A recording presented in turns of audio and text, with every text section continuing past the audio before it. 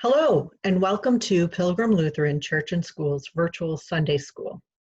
This week, we're going to read from Matthew 22, verses 15 to 22, and we're going to hear about a question about taxes. So I'm going to do the reading, and then we'll ask our question, what does this mean? And we'll have a little bit of conversation about it. And again, I've used this background before. Does anybody remember what it is? It's the inside of the dome of the U.S. Capitol building.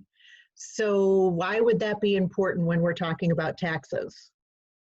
We'll talk about that. Okay, so here it is.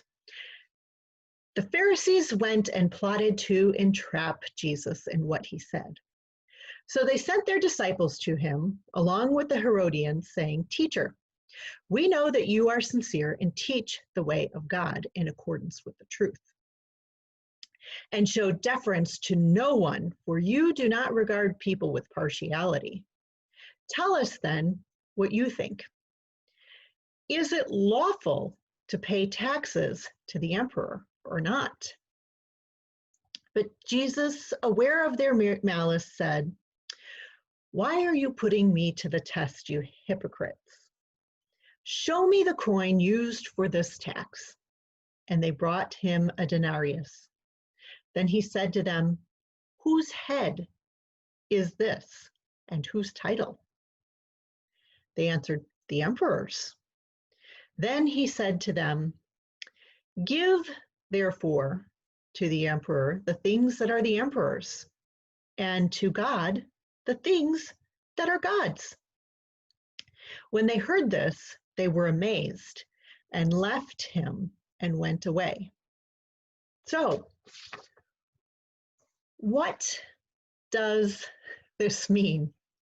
So I think we talk a lot in Sunday school about the difference between God's kingdom and our human world.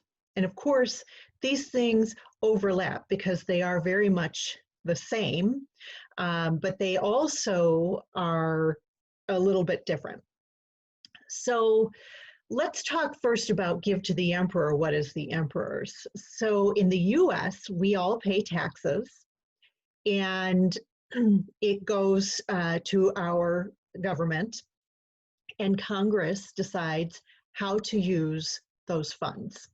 And so to keep in mind what that means, I'm going to read actually from the Constitution, We the People, the preamble of the Constitution, the reason why we put together our government. And it says, "We the people of the United States, in order to form a more perfect union, establish justice, ensure domestic tranquility," which is like peace, "provide for the common defense, promote the general welfare, and secure the blessings of liberty to ourselves and our posterity, do ordain and establish this Constitution for the United States of America." So this is what our human minds came up with in order to help govern our human world in the United States. And I think the interesting thing is, if you actually listen to this, talking about justice and tranquility and providing for people, those are all also ideas that we hear from God, and following Jesus's word and living those words, right? So even though it's different, we are paying taxes for those purposes. Now, of course, we've sort of reached a point in our human world where we realize that those taxes are limited. There's only so much of them.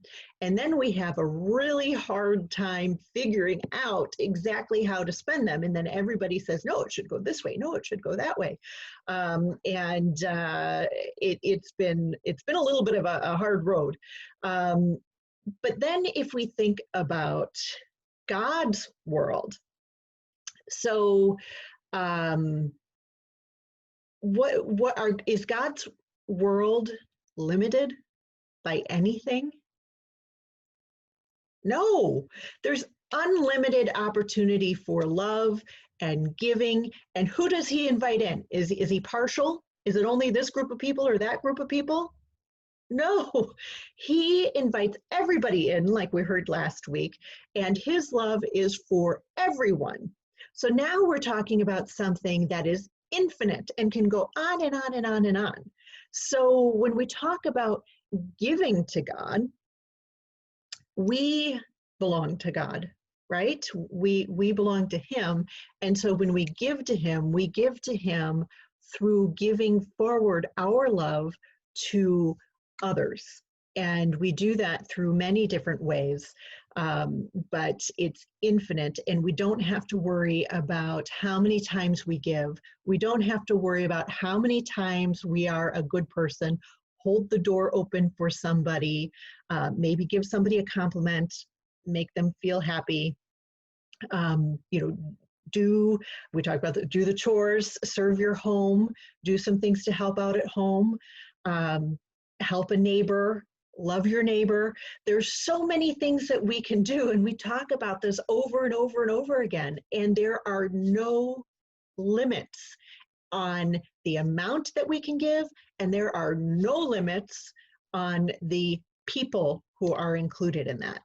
So think about those things, and think about just living in God's world, and also think about the ways that actually paying taxes to our government is also a way to honor God in what he's hoping for. And let's all pray for our leaders, because they need it, right?